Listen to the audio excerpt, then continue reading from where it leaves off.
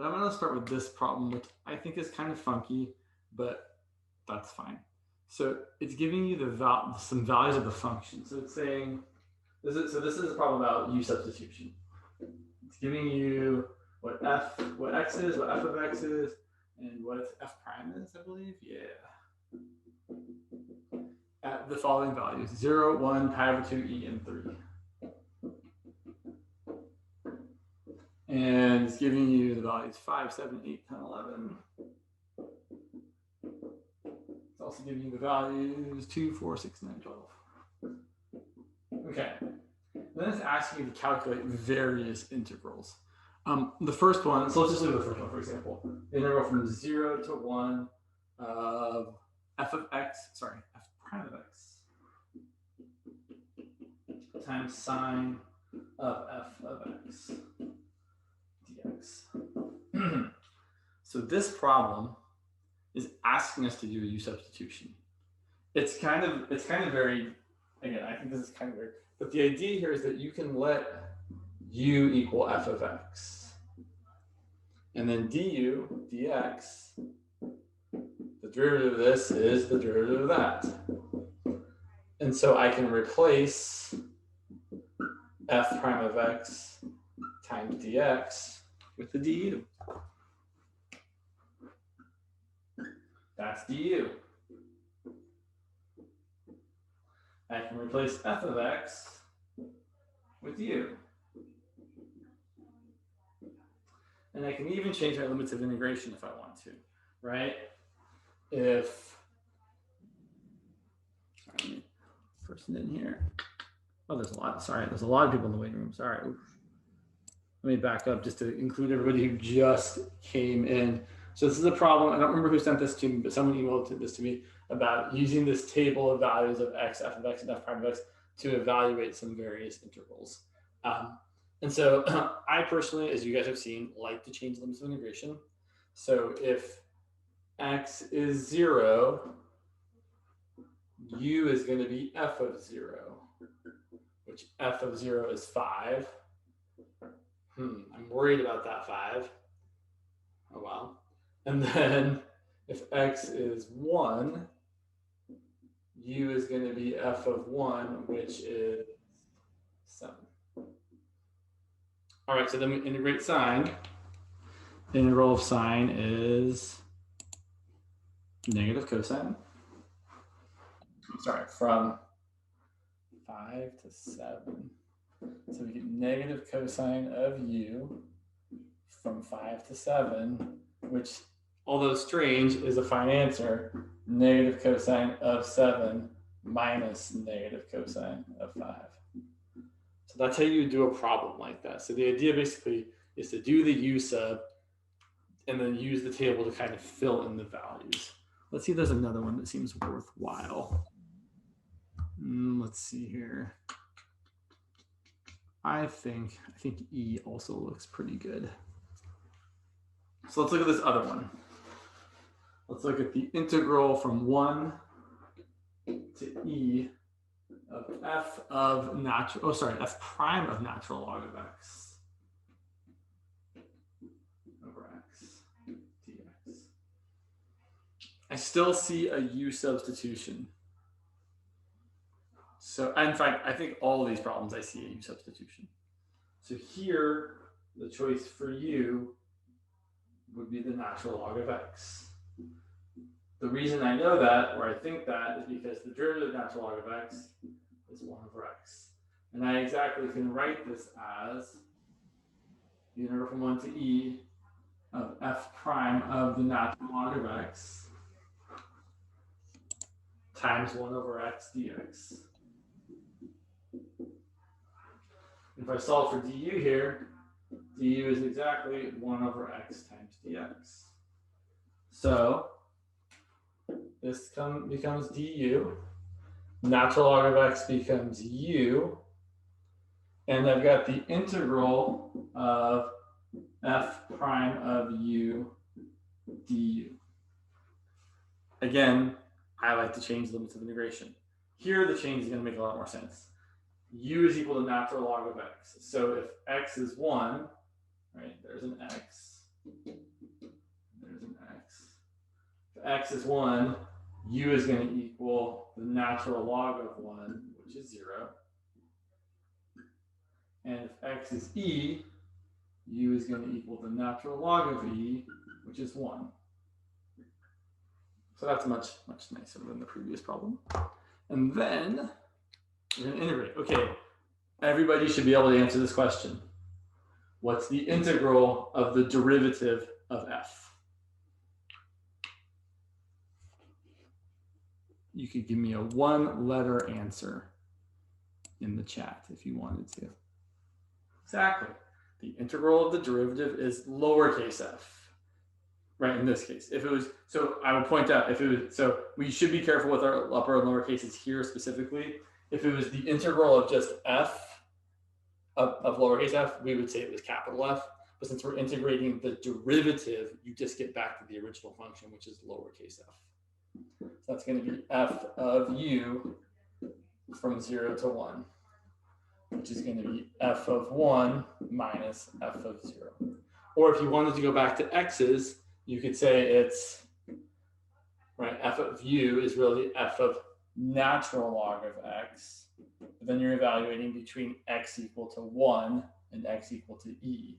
And then you get f of natural log of e, which is f of 1, minus f of natural log of 1, which is f of 0. Same thing either way. And then you would look at the table to see that f of 1 is 7 and f of 0 is 5. So that you get 7 minus 5, which is 2.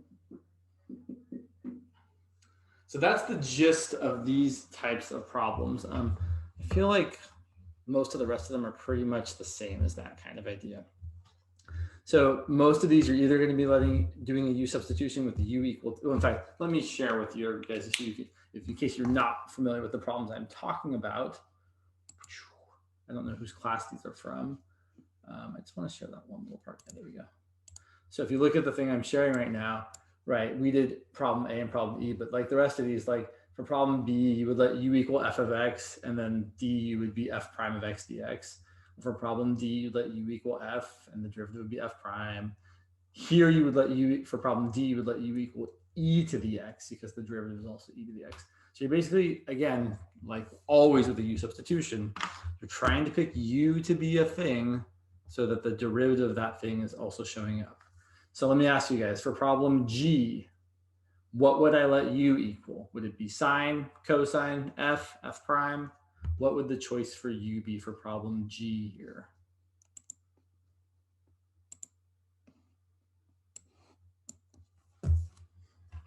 I agree, cosine. Because the derivative of cosine, well, it's not exactly sine, but it's close enough, right? It's only off by a constant multiple. The derivative of cosine is negative sine, which is good enough. So we could totally, for that one, I just lost where it went. Why'd you go away? There it is. It's hiding behind you guys. There we go. So for that last one, we'll do one more.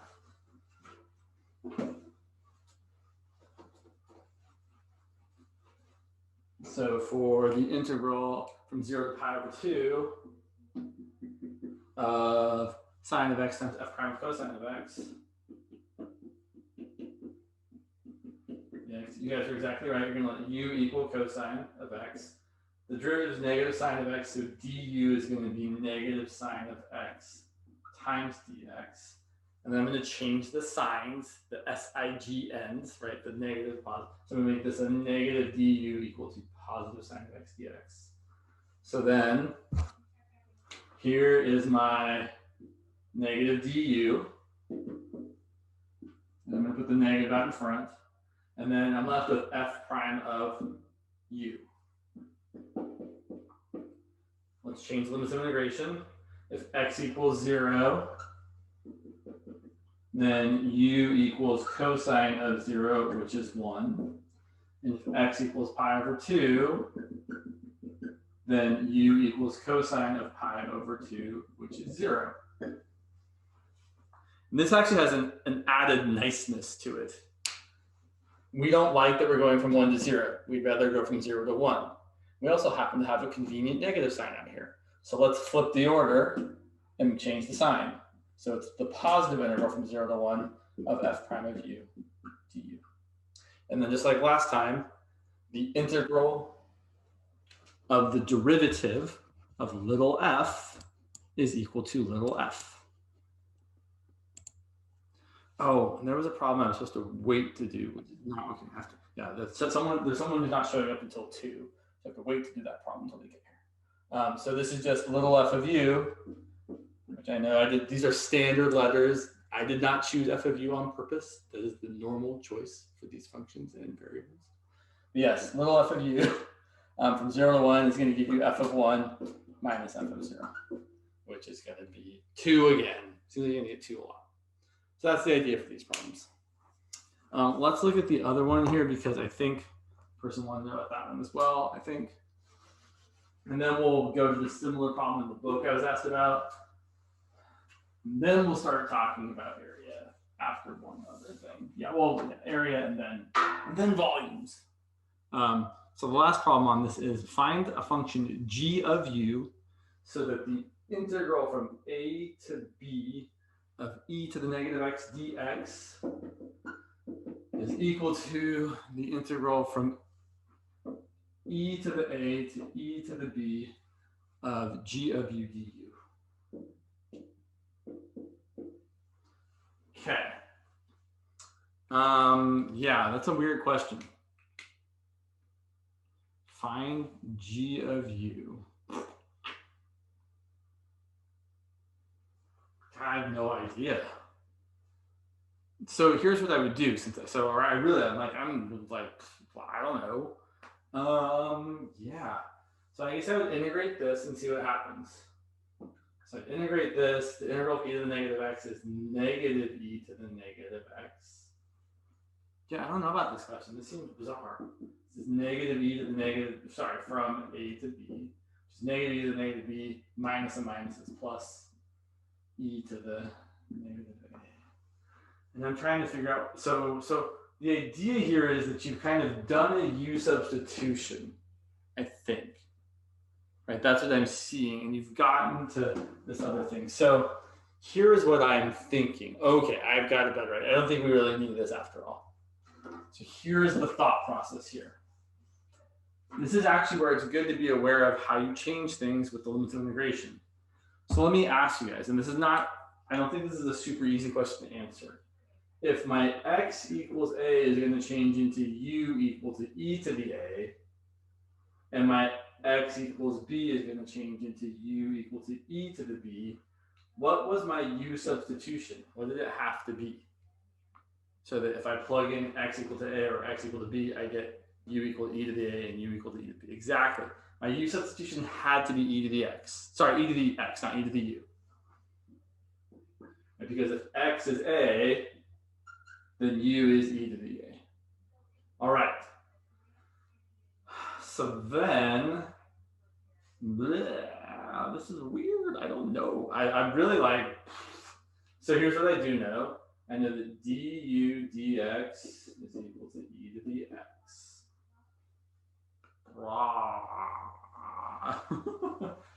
This is very, very strange. Maybe I could have been smarter about this. Maybe I could have been smarter about this. I don't know. This is I'm really like, now I want my other answer back. Negative e to the negative. This is negative 1 over e to the p.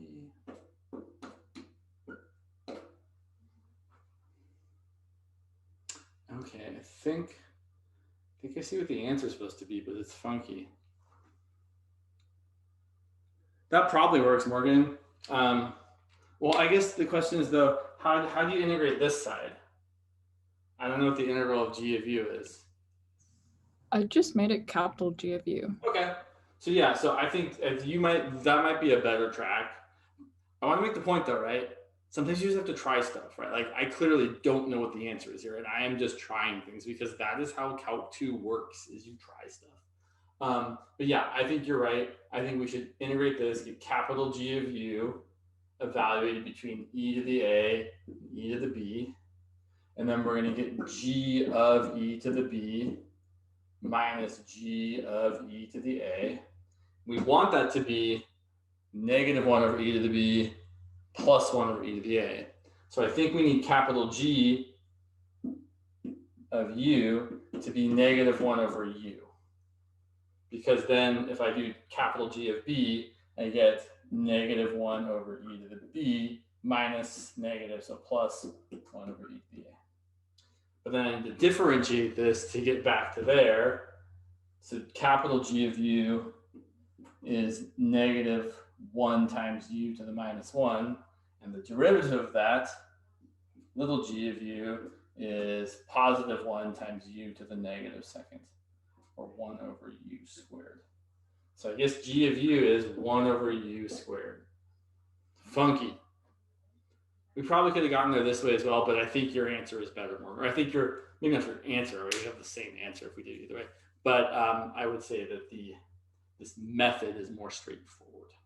So I think that is nice. But yeah, I think I was trying to make it too complicated. All right, let's see. And then I also want to address, that question is bizarre. So there was this question that someone asked about section 5.6, problem 115, which is the following.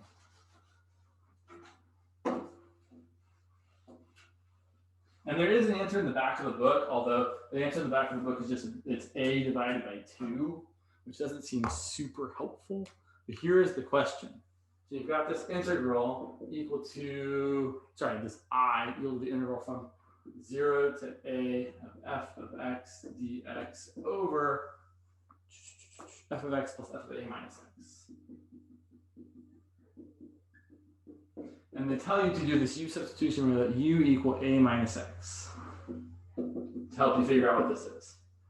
So I'm going to let u equal a minus x, and then I'm going to rewrite this as, so a couple things. Du dx is negative 1, so du is negative dx. So negative du is positive dx. And solving for x, x is equal to a minus u. So we start rewriting this. F of x is going to be f of a minus u over f of x, which is f of a minus u, plus f of u negative du. My limits of integration, if x is 0, then u is a minus 0. If x is a, u is a minus a. So again, we get that nice kind of thing where you can switch these and drop the negative.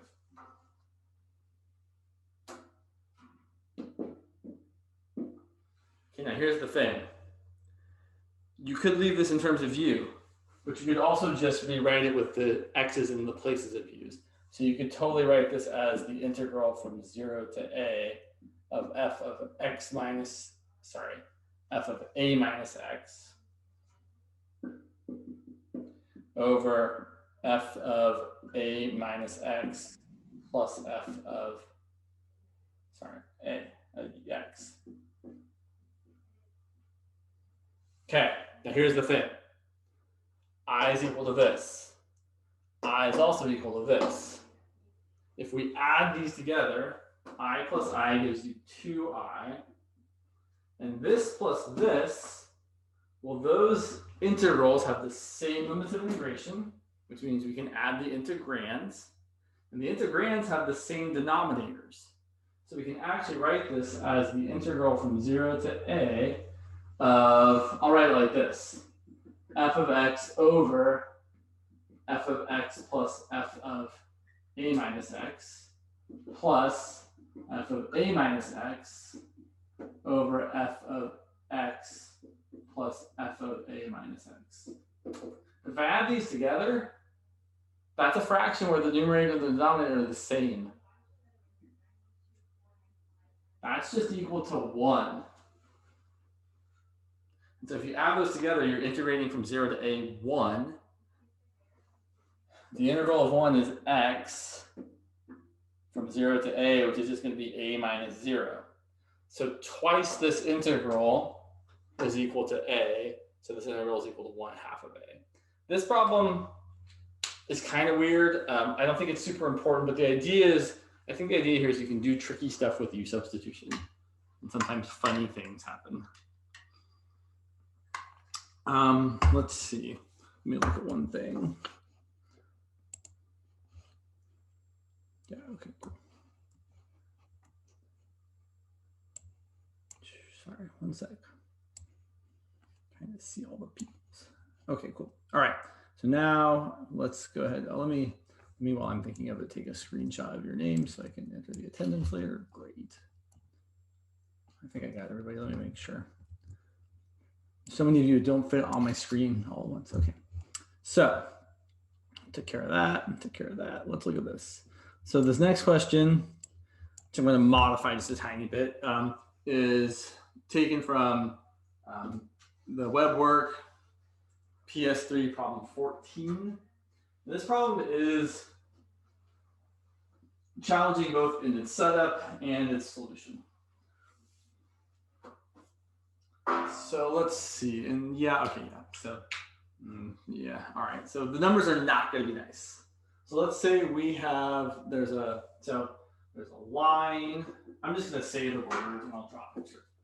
So there's a line through the origin that divides the region bounded by the parabola. So I'm going to make up a different parabola. I'm going to make up, I don't know, something not too awful. Let's go y equals 12x minus x squared. So there's a line through the region bounded by this parabola and the x-axis, which is the line y equals 0.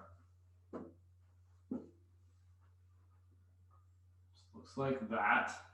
At that parabola, that's x times 12 minus x. So it intersects the y-axis at the x-axis is 0 and at 12. And what they're saying is there's a line through the origin that cuts this region in half. And our job is to find the slope of that line. So here's what we have to do. We have to first find the area of this region. So that's not too terrible, right? The area, and they've probably given you one where the numbers work out nicer. The area of just the whole region is the integral from 0 to 12 of 12x minus x squared dx, which is going to be 12x squared over 2, so 6x squared minus, I definitely picked terrible numbers, x cubed over 2, over 3, from 0 to 12. Let me show you one trick though. This is something I do a lot. Maybe not a lot, but enough. So I'm going to get 6 times 12 squared minus, actually I'm going to do a different trick, minus 12 cubed over 3.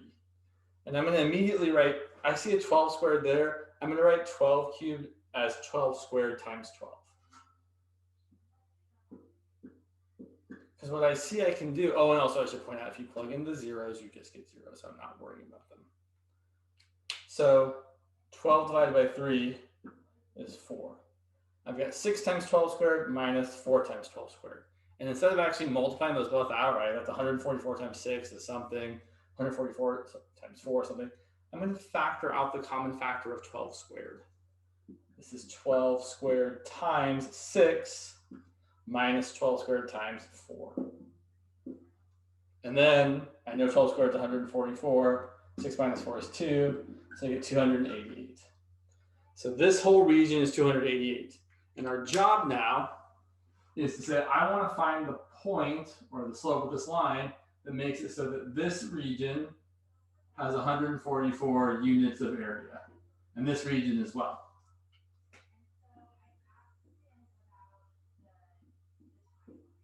So the question here, and it's an important question, is which region is going to be easier to deal with? Which region is I may be able to set up an integral for easier? The top region in red or the bottom region in green?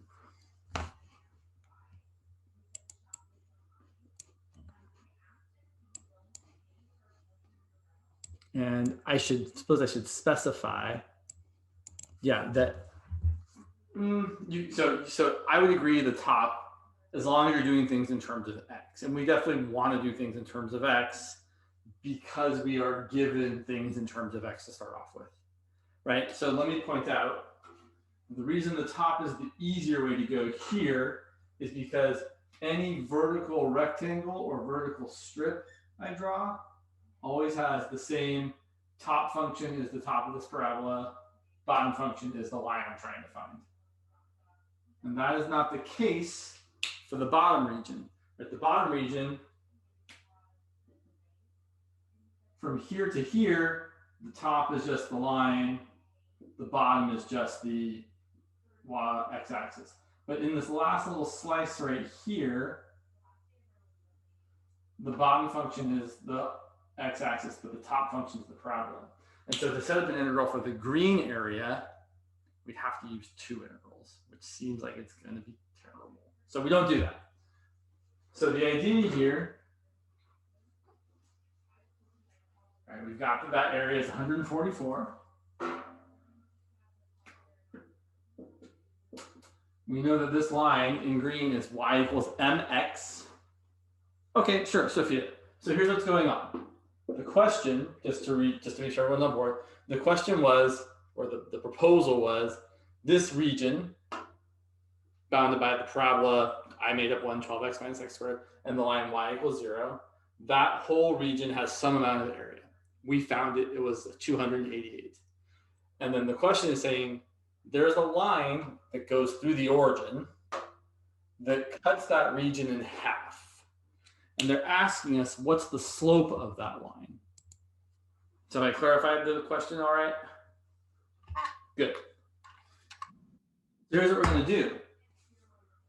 We need to find this point. So I'm going to find this point in a minute. Let's just call it A, comma, MA for the moment. I know the y value is MA because the slope is M. So I'm going to find the area here by doing the integral from 0 to A. Don't worry, we're going to find A. Well, we're kind of going to find A in a second. 0 to A of the top function, which is the parabola, minus the bottom function, which is our line, mx. I do need to find something for that point of intersection. So the way I'm going to find the point of intersection, the way we usually find how graphs intersect each other is by setting the functions equal to each other. So I'm going to set this function equal to that function. 12x minus x squared equals mx. Let's bring everything to the right. So I'm going to have 0 on the left. I'm going to add x squared. I'm going to subtract 12x. So minus 12x plus mx. Factor out x. I'm left with x minus 12 plus m. So either x is 0, which is where these graphs cross at the origin, or x is equal to 12 minus m. So that's actually the a value there, is 12 minus m. So that's our upper limit of integration. Okay, there's one other thing we need. We're not just finding this integral, we're saying this integral should equal how much?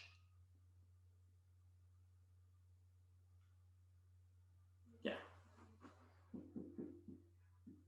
Okay, and then it's just going to be awful. I mean, not that awful, but it's going to be kind of awful. So we're going to integrate this whole thing. We're going to plug in our limits of integration, and then we're going to set it equal to 144 and solve for the only thing left to solve for, which will be m. So here's how it's going to look. So integrate this, you get 12x squared over 2, which is 6x squared. Let's not be smart about it. Integrate this, you're going to get minus x cubed over 3. Ugh, that's going to be terrible. Integrate this, you're going to get minus mx squared over 2 from 0 to 12 minus m equals 144. And this looks not great. I'm not going to lie. So I have to plug this in. So you're going to get 6 times 12 minus m squared minus 12 minus m cubed over 3 minus m times 12 minus m squared over 2. Then I would plug in zeros, but the 0 will make everything 0 because you'll have a 0 squared, a 0 cubed, and a 0 squared. So I'm not going to write that out. And that's going to equal 144. And it looks terrible. It's probably not quite as terrible as it looks. Let's, I feel like we should actually solve it. Like a lot of times we're like, and then we can do the algebra on our own. This feels like one of those times where that would be disingenuous to say because the algebra looks pretty gross. But I do think that the cubic term should cancel out, which is definitely in our favor.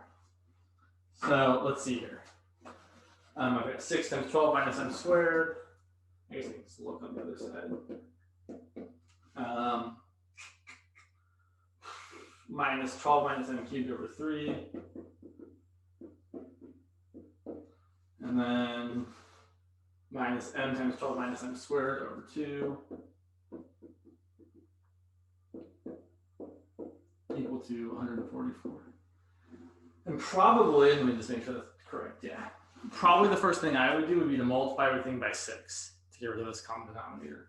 So I would rewrite this as 6 times, sorry, wow, not 6, 6 times 6, which is 36, times 12 minus m squared, which I'm going to multiply out. It's 144 minus 24 m squared plus, minus 24 m plus m squared minus, so 6 times this, the 6 over 3 will cancel, give me a 2 times 12 minus m cubed. And then 6 times this will cancel the 2, give me a 3. So I get minus 3 times m times 12 minus m squared equal to 6 times that is going to be 884, 64, I think. I should check that. That's, let's see, 844 times 6 is, yeah, 864. Okay. So then we have to solve the thing. And now I'm extra super worried about all of this. This looks bad. Real bad. Let's so good times. Let's see here. All right, it's time to use the calculator. So 36 times 144 is 5,140. So the your numbers might be less terrible. 24 minus 864m plus 36m squared minus 2 times 12 minus m cubed is 12 cubed, which is 1,728 minus 3 times 12 squared, which is 432, right? I believe it is. Yeah, it is. 432m plus, then it's 12 times 3 times m squared, so 36m squared minus m cubed. And then this term here, minus 3m times 144 minus 24m squared.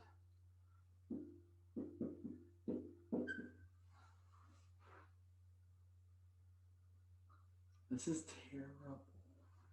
I didn't realize the algebra on this was going to be quite so bad. Maybe the one that was actually given there was not as bad, but I feel like no matter what, you're stuck with the same kind of thing, right? You're always going to have this kind of equation to solve. So, yeah, I think this is gross. 5,184 minus 864m plus 36m squared. So distribute the minus 2, so you get minus 3,456 minus 864m minus 72m squared plus 2m cubed minus 432m plus 72m squared minus 3m cubed equals 864. And then you have to solve that cubic. I would like to imagine some things cancel, like the negative 72m squared and the positive 72m squared, and the negative 864m and the positive 864m. And if, let's see. So I've got a 2m cubed and a minus 3m cubed. So here's what I'm looking at. I've got a negative m cubed that takes care of this and this. Squared, I've got a 36m squared. I think that's it. I've got a minus 432m. Take care of that. And then I've got a 5,184 minus 3,456 minus 864, which, God, who thinks of these problems?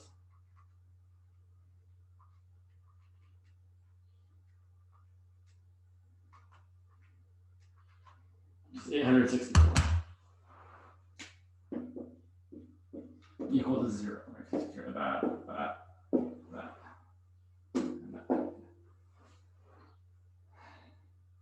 And then I don't know what to do. Well, I do know one thing to do. I would change the signs.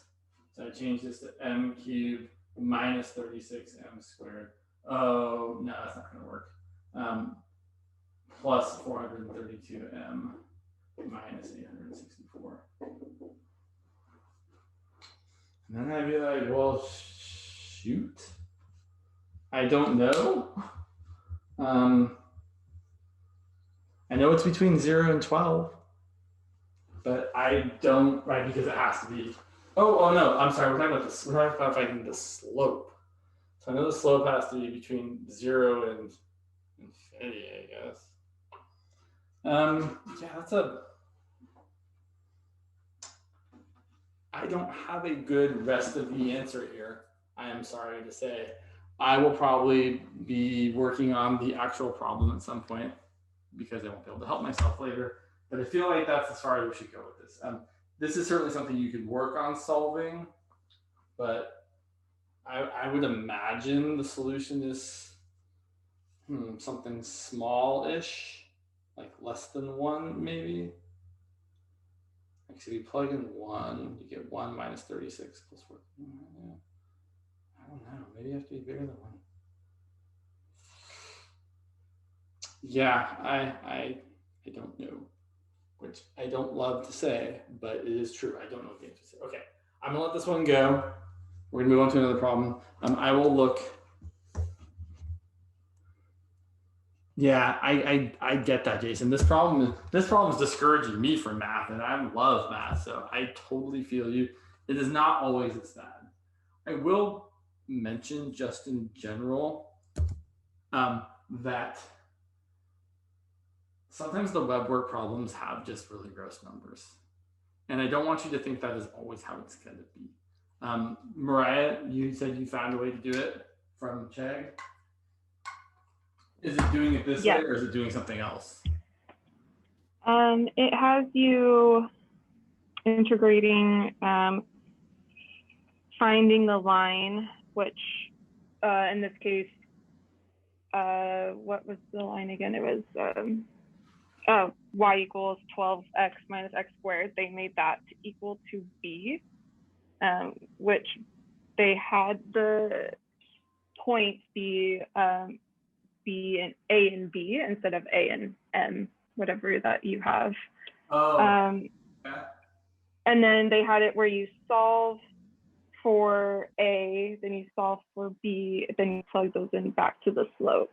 And you also consider the area of a, well, whatever they do is they have you find A1, and then you have to, once you find A, you divide that in half. I don't know if that makes it more confusing, but I can send you the link or screenshots.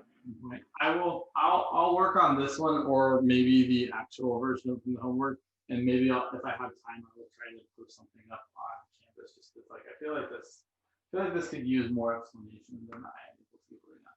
But let's move on. But yes, I would love for you to send me that.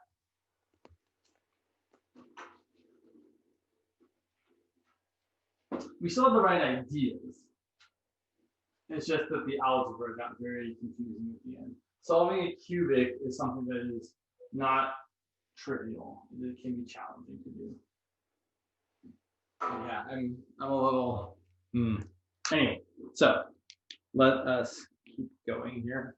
So let's talk about volumes, because and still also area, but definitely volume as well. So Sorry, let me see one thing here. Okay, sure.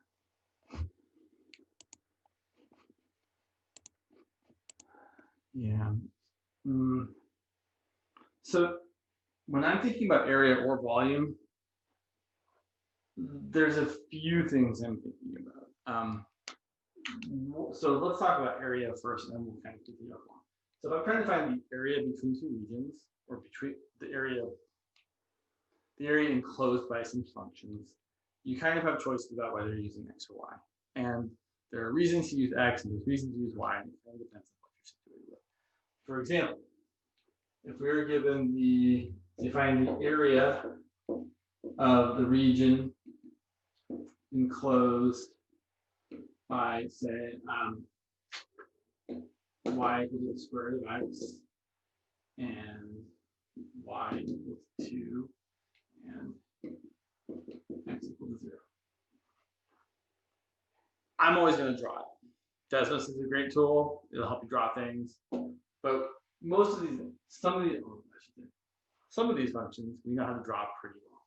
Square root of x, pretty basic. Like that. Y equals 2 is a horizontal line.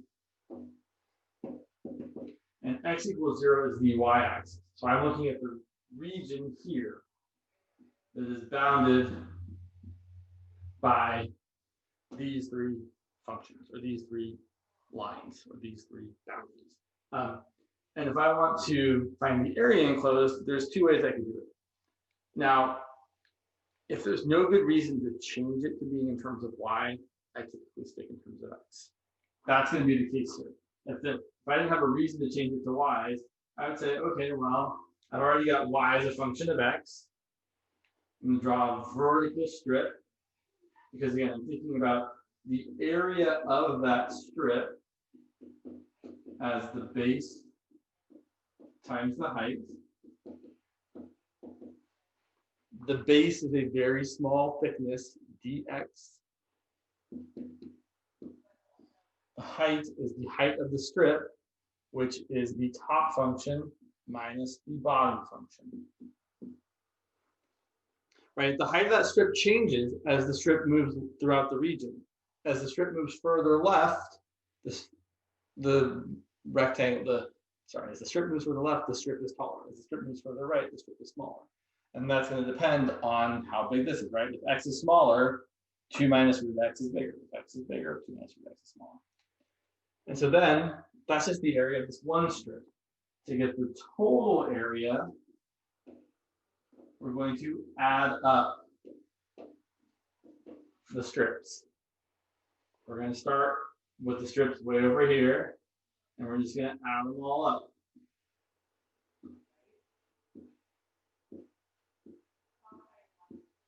So that's going to be, when we add up all the areas of infinitesimally wide things, we're integrating this amount, right? We're adding up all the rectangles. I'm going to write it as 2 minus root x dx. And my rectangles go as far left as 0, as I should say x equals 0. And as far right as whatever this point is here. And that point is the point I get by setting root x equal to 2, because that's where those things intersect. Root x equals 2, x equals 4. So I can totally find the area this way. And say, all right, then I would have to differentiate. The antiderivative of 2 is 2x. The antiderivative of x to the 1/2 is x to the 3/2 divided by 3/2, which is multiplied by 2/3. From 0 to 4. You plug in 4. 2 times 4 is 8 minus 2/3 times 4 to the 3/2. And then you plug in 0. When you plug in 0, you get all zeros, right? 0 minus 0. This ends up being 8 minus 2/3 times 4 to the 3/2 is 4 to the 1/2, which is 2, and 2 to the 3rd, which is 8. So 8 minus 2/3 of 8 is 1/3 of 8, or you could say it's 24/3 minus 16/3, which is 8/3. So the area of that region is 8/3. We could also have calculated it, though, using horizontal cross sections. Now, I wouldn't normally if I was given the function as set up, because typically changing to the other type of cross section or strip means you're going to have to do additional work, because you're going to have to change your functions of x to functions of y. It doesn't make it impossible, it just means it's a little more work.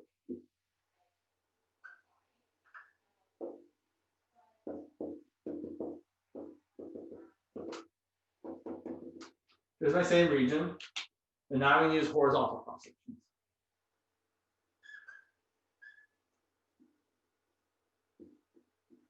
And the area of my strip or my cross section, I usually call it a strip because that's like the fastest thing to say. It's still base times height. Or if you prefer length, you can say base times length. The base is still just that infinitesimal thickness. That's my dy. The height or length, instead of being the top minus the bottom function, now it's going to be the right minus the left. Right? The right is the bigger x thing, the left is the smaller x thing. Just like over here, the top is the bigger y thing, the smaller is the smaller y thing. Yeah, I know it's 2 minus root x, but root x is the y thing because it's what y is equal to. So here, that's going to be the right function, which isn't y equals root x, it's x equals y squared, minus the left function, which is x equals 0, times the thickness, which is dy.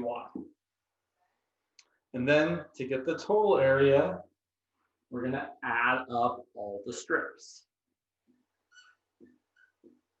Right? I don't need to draw them all. Right? So we're going to add up by integrating.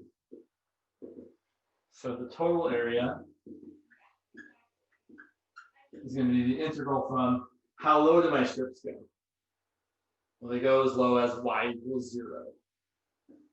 How high do my strips go? How high do they go? Oh, sorry, I can't see it from the bottom of the chat. Yeah, 2. Normally, your limits of integration will be different if you do it a different way. Not always. Sometimes it's 0, 1, 0, 1, no matter which way you do it. But most of the time, it's going to change. So we're integrating from 0 to 2 of y squared dy.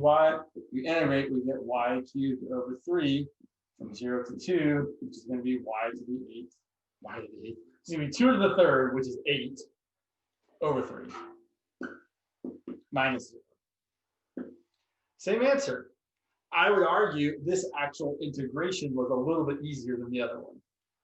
But either way is fine. So now, what I want to talk about is finding the volume of this region if we revolve it around the x or the y-axis. And I'm assuming none of you have talked about the shell method yet, which is perfectly fine. That is standard to not talk about it yet.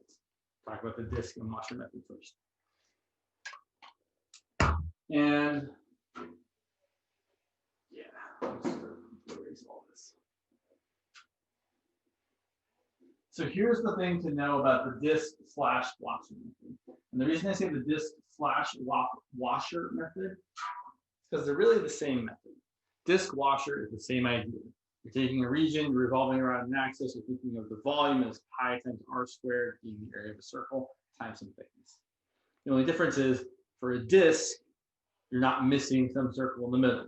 Whereas for a washer, you're missing some circle in the middle. But really, the disk slash washer method is one method. It's the same kind of thing. It's just the washer method has an extra little bit to it. And really, it's kind of funny. The extra little bit is that you're taking part of it out for the washer method. So you're really losing an extra bit. Ha! Hilarious, math jokes. Anyway, so let's look at that same region. So we're going to find the volume. So this is always like forever to write out. Find the volume of the solid obtained by revolving the region bounded by those functions around the whichever axis.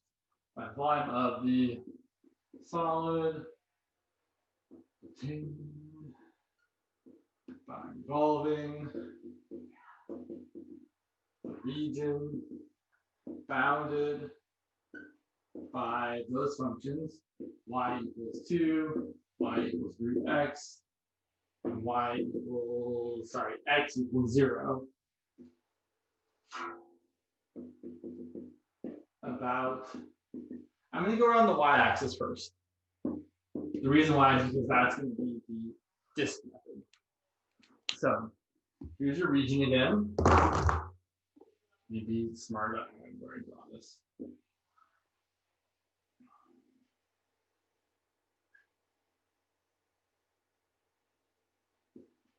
And I'm just drawing the region and no more because I want to do more of a picture here. So there's my region. And I'm going around the y-axis. Here's the thing to know if you're going around, if you're using the disk or washer method and you're going around some axis. The strip you pick, so I'm going to come back to this idea of using a strip for a lot of things, whether it's volume, whether it's area, whether it's other things we haven't talked about yet. I'm going to draw a representative strip. And if you're using the disk or washer method, your strip must be perpendicular to your axis of rotation. We have no choice. So if you're told you have to use a certain method, since my axis of rotation was a vertical axis, my strip has to be a horizontal strip. No choices. And so then I know I'm going to have to use dy, right? Because I have a horizontal strip which has a dy thickness. Okay. So I'm rotating this thing around the y-axis. I could draw it. Maybe I can draw it. Yeah, I can draw it. So here's kind of what it looks like. So the way I usually draw these things is I like draw the thing and then I reflect it. And I try and make it look like it's, I try and make it look not terrible. I try and make it look like this. Kind of like that.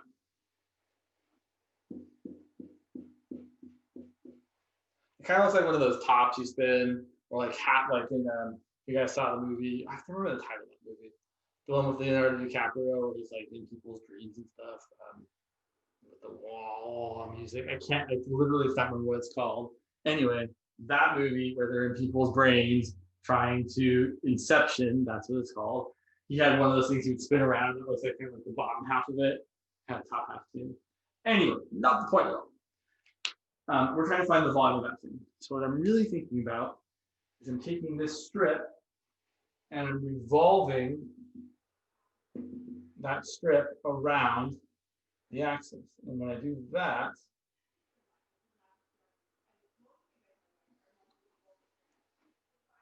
I get a disk, right? It's a circle with some thickness. That's a disk. And the volume of this disk is equal to the area of the circle, pi r squared, times the thickness of the circle, which in this case, sorry, the thickness of the disk, which in this case is dy. That's what I start with. The volume of that disk is pi r squared dy. And in this particular example, the r, the radius, right, this amount here, that radius is just however long that strip is. It's the height of the strip, like we used when we found the area in the previous example. So that radius here is my function, but remember it says the function of y. So it's not y equal to the square, sorry, it's not y equal to the square root of x, it's x equals y squared. Right? We know if we have a dy, we have to be integrating functions of y. So that's the area of this disk, but then, and this is where my drawing skills are going to start to fail, right? We have a bunch of disks, right? If I try and draw it here, and we've got like a little tiny disk down here, and then we've got a bigger disk up here, and then we've got a bigger disk up here, and so on and so forth. Right, so we're going to add up all the disks. And when I say add up all the whatevers, we know that really means we're going to integrate. So to find total volume, we're going to do the integral of our disk volume, where we add up all the disk volumes, which is pi times y squared. Oh, I forgot the dy here, sorry. And then we're going to ask the same sort of question. How low do my disks go? How high do my disks go? Well, just like when I was doing the area, right? My stripped one is low as 0, my stripped one is high as 2. The same thing is true for the disks, right? There's still strips, but there's strips that have been revolved around. So it's only going to go from 0 to 2. And then we would do the interval. So here we're going to get pi times, I feel like back up. Wait a minute. I forgot something. It's a tiny thing. I said it was pi from the radius squared. My radius is the function x equals y squared. So it should be pi times y squared squared. Sorry about that. That's a big oversight. So really, I should be integrating pi times y before. The reason I knew I was making a mistake is because I knew that the area from before was pi times y squared as an integrand, and it shouldn't be the same thing for the integrand as the area as it is for the volume. So I was like, oh, that's the same. That shouldn't be the same. So right, it's your radius squared, which I know is kind of hard to see there. Okay, so then we're going to integrate this. We're going to get pi times y to the 5th over 5 from 0 to 2. And plugging in the 2, I'm going to get 32 fifths times pi. And plugging in the 0 is nothing. So I'm going to get 32 pi over 5. A couple things to be aware of. Thing one, I knew it was the disk method as opposed to the washer method, because when you rotate this around, you're not going to get any inner circle that's missing. And really the language I typically use for that is that you know you're going to use the disk method as opposed to the washer method when the region you are rotating is flush with the axis of rotation. Right, so since my region is always touching the axis of rotation, there's never any worry about there being some inner part you have to subtract out. So that means we're going to use the disk method. However, we're about to see that if we go around the x-axis, we're going to have to use the washer method because there's totally right. The region is not at all flush with the x-axis. Okay, so let's do the one with, oh, sorry, I said two things. There's a second thing. The second thing is this idea of using a strip, right? For if I know I'm having to use the disk or washer method, which isn't always going to be the case. Often it's going to be the case you're going to pick which method you use based on which strip it's nicer to draw. But in this case, I knew I had to use the disk/washer method, so I knew I had to draw a strip that was perpendicular to the axis of rotation. Okay, we'll do the same region, but let's do it around the x-axis. Which is going to give us a totally different shape, which is going to have a probably different volume. Almost definitely. If it was the same, it would be a super big coincidence. Okay, so I'm going to draw the same region. Again, I'm not going to write the whole thing. We're just going to say we're going around the x-axis.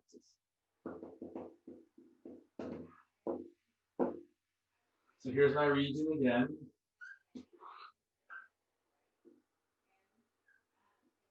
We know that point where the intersect is the point 4, 2. And I'm going to go around the x-axis. So now, I'm going around the x-axis. I need to use a strip that's perpendicular to my axis. So I have to use a vertical strip. I don't think you really need to draw, I mean, really not to draw anything. I think you do want to draw the region. I don't think you need to try and draw like the 3D shape. I'm going to draw it just because, like, I don't know, right? The way, if you had to draw the 3D shape, the way I typically draw it is I draw the thing, I draw the reflection of that thing, the axis you're revolving around, and then I try and make it look 3D. And if you're trying to make a good picture, you want to draw like the outer boundary is solid and the inner boundary is kind of dashed. Here's what I mean. I'm reflecting this down here. And then this is going to look really stupid.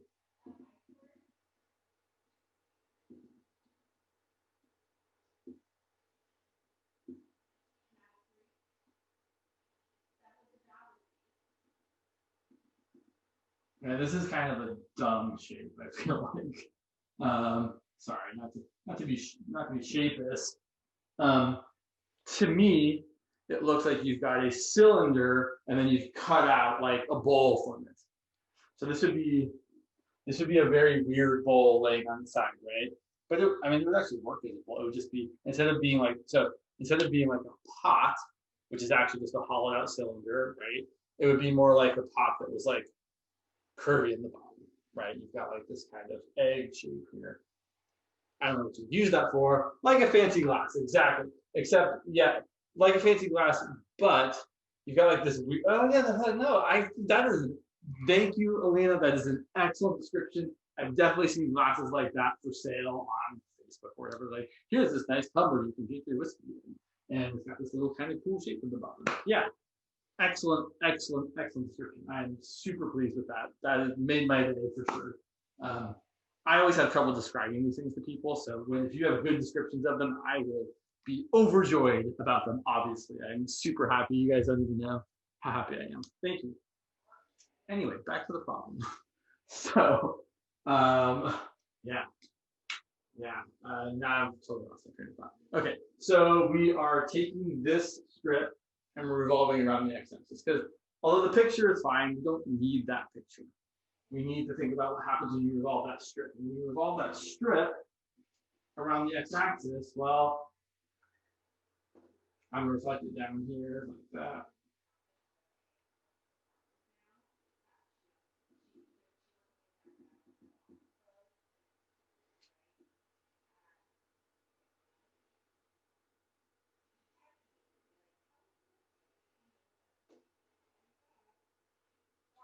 So my picture isn't wonderful, but you get the idea, right? It's a washer, right? I've got this outer circle, right? And you can kind of see, right? Like there would be a washer. You're missing the middle part, but you've got volume. Maybe I'm gonna break my picture here, but got volume.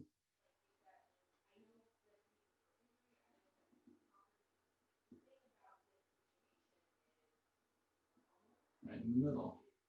And yeah, I knew I was gonna jack my picture. Oh well.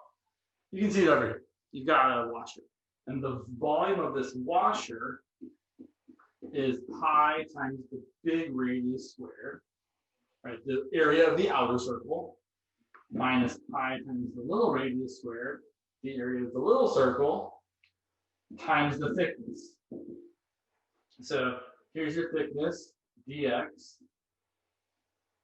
Here is your outer radius. Here's your inner radius. And so that's going to be the volume of this washer. And then we're going to add up all the washers like we've done every other time when we're finding the total volume or total area by integrating. So first I should finish this. Something we typically do is we almost always factor out the pi. You don't have to, but we typically write this as pi times the big radius.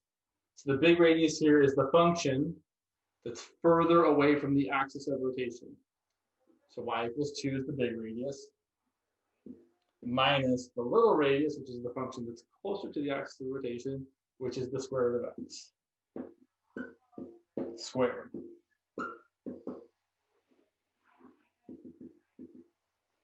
So that would be the volume of the washer, and then the total volume would be the integral from how far left do they go, which is 0, to how far right they go, which is the end of the region, which is 4, of pi, which we often put out in front, and then we're integrating 4 minus x. That seems pretty easy.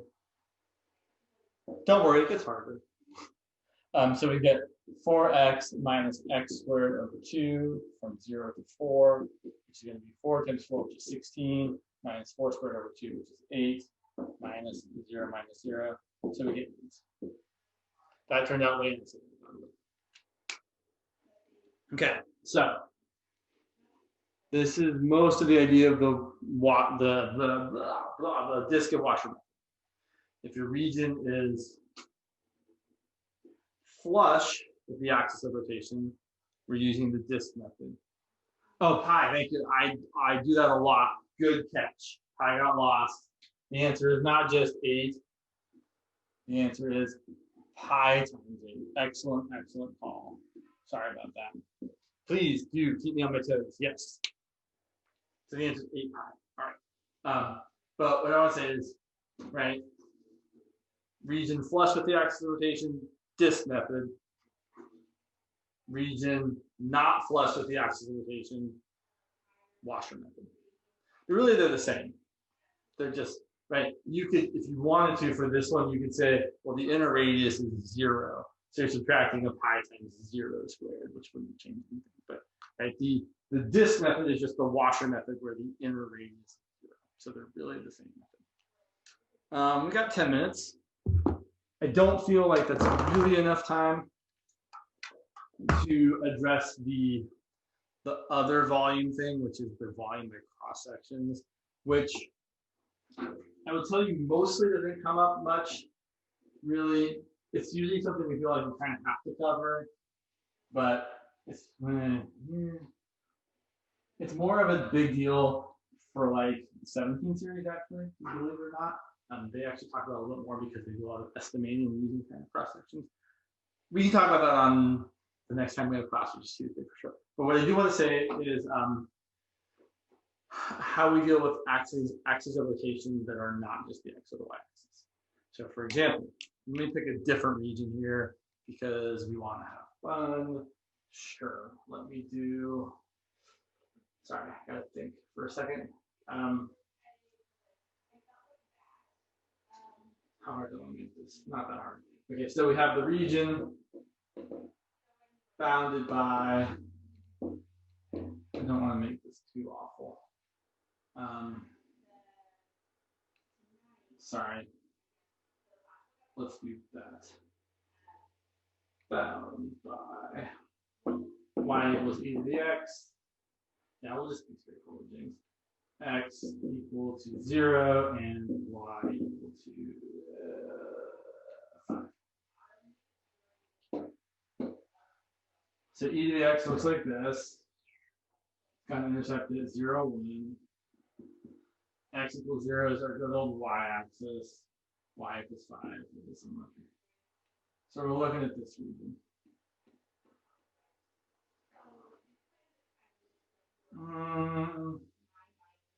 Feels kind of boring to me, I'm not gonna lie. Fine, it doesn't matter. Get over it. So I want to find the volume of this region. Instead of revolving around the x-axis, I want to revolve around y equals -2. And also around y equals 5, and also around y equals 6. We're not going to find them, we're going to set them up. Most people, on the test anyway, your homework is a different story. On the test, you almost never have to calculate the volume revolved around, well, I should say, back when we've had tests in classrooms in a limited amount of time, usually you weren't asked to calculate these, you just have to set them up. If you have a take-home or style test, you might actually have to calculate these, which can be challenging. So the only thing that's really changing is the radius. So let's do y equals -2 first, which is down here. I'm going around a horizontal axis of rotation, which means my strip should be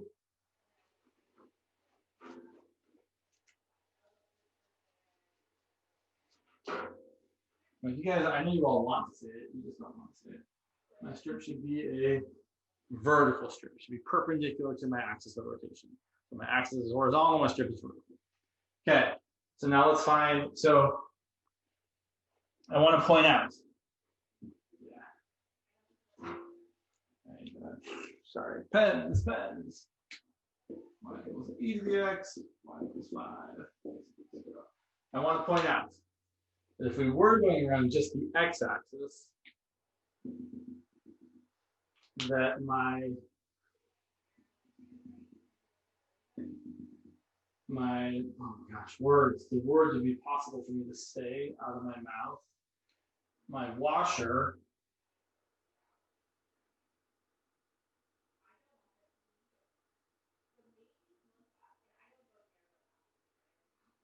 would look like that. And this would be the outer radius, and this would be the inner radius. And so in this case, right, the outer radius would be 5, the inner radius would be x. However, we're going around the axis of rotation y equals -2. I'm still drawing the same thing.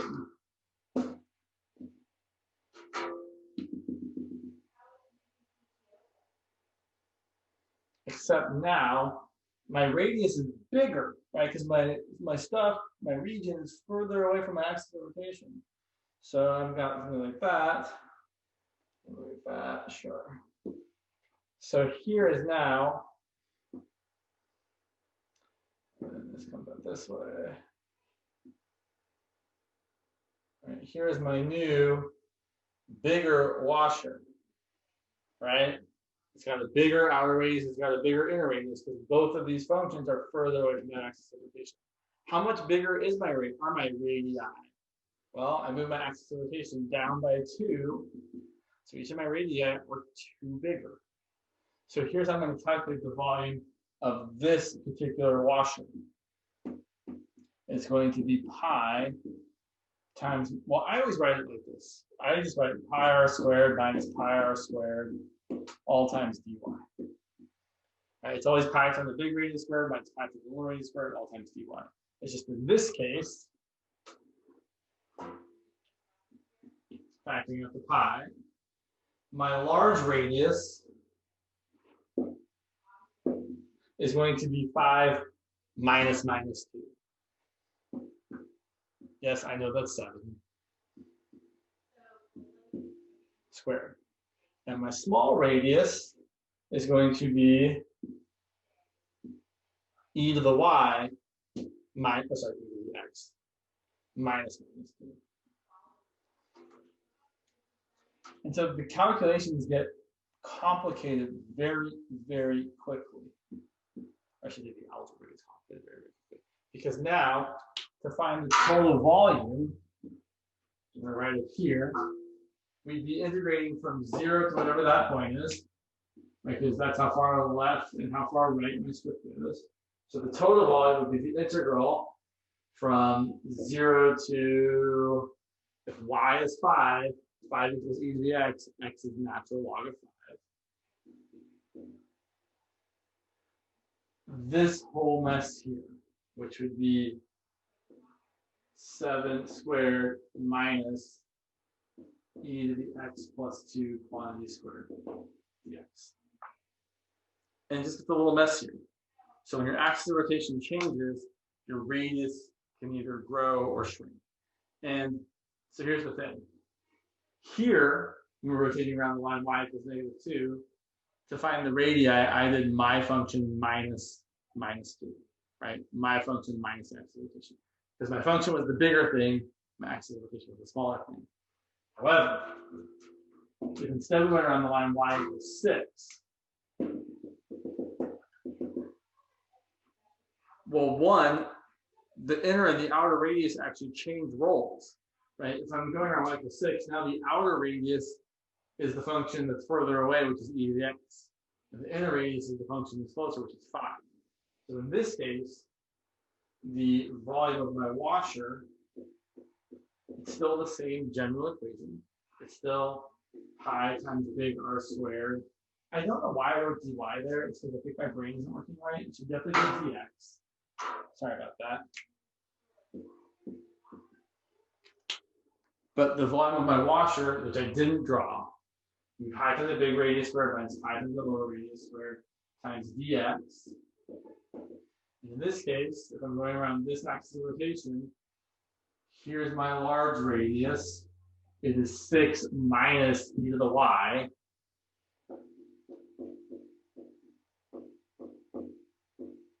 Minus my small radius, which is 6 minus 5.